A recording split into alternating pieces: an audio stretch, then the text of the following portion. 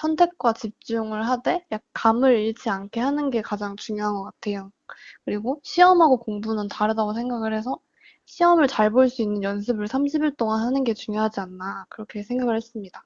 그래서 국어는 일단 딱히 개념이 없고 제가 자신 있는 과목이라서 시간을 별로 투자를 안 했어요. 그래서 감을 잃지 않는 정도로 매일 화작문 한 지문, 독서 한두 지문, 문학은 두 지문 정도씩만 뽑아서 푸는 식으로 했고 특히 문학은 연계교재에 있는 지문으로 했습니다. 이거는 사람마다 다른 것 같아서 자기가 국어에 자신이 있으면 굳이 시간 낭비 안 하고 이 정도만 하고 자신이 다른 과목에 자신이 있으면 그 다른 과목을 이런 식으로 좀 시간을 절약해서 하는 거를 추천합니다. 수학은 일단 시간이 제일 길고 좀 빡빡한 시험이니까 실전에서 시간 분배하고 모르는 문제 대처하는 법, 그리고 시험 시간 내에 문제를 정확히 풀어내는 연습을 하는 게 중요하다고 생각을 했습니다. 그래서 다른 과목은 모의고사를 좀 뽑아서 조금씩 푸는 거를 했는데 수학 같은 경우는 90분을 딱 재서 모의고사를 보는 게 제일 중요하다고 생각을 했습니다. 이틀에 한 번은 실무를 풀면서 실전 연습을 하고 또 이렇게 실무를 풀면서 부족한 부분이 꼭 있는데 그러면 그걸 오답을 하고 비슷한 문제를 찾아가지고 풀어서 부족한 걸 채우고 또 실무 안 푸는 날은 그동안 풀었던 교재나 학습지에서 틀리거나 중요한 문제들을 찾아서 복습을 했습니다. 그렇게 해서 수능 전까지는 그동안 했던 모든 교재들이랑 학습지에 있던 거를 다 복습을 할 수 있었던 것 같습니다.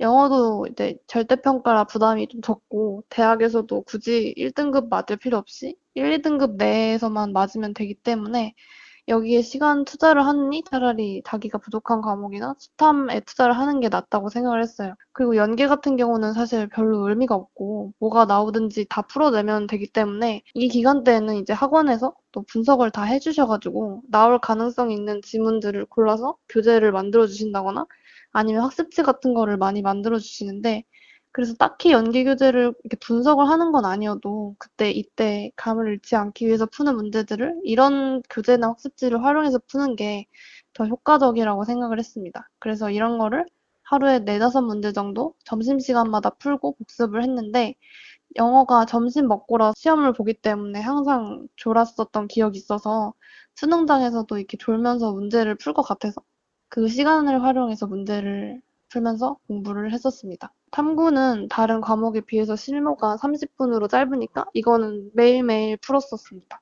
근데 다만 과목이 두 개니까 하루에 한 개씩 번갈아 가면서 풀었는데 얘도 다른 거랑 마찬가지로 풀다가 부족한 게 나오면 그동안 풀었던 학습지나 교재에서 비슷한 문제 찾아서 풀고 연계 교재를 그동안 다 풀어냈을 텐데 그거를 한 번 더 복습을 했습니다. 왜냐면은 연계가 된다 이런 거보다는 다른 어떤 시중에 있는 문제집보다 연계 교재에 있는 탐구 문제가 제일 괜찮다고 생각을 해서 그때 복습을 했었고 또 이때 이것도 영어랑 마찬가지로 학원에서 마지막쯤에 6, 9평이나 작년 수능을 분석해서 비슷한 문제들을 많이 뽑아주는데 그것도 풀면서 복습을 했었습니다.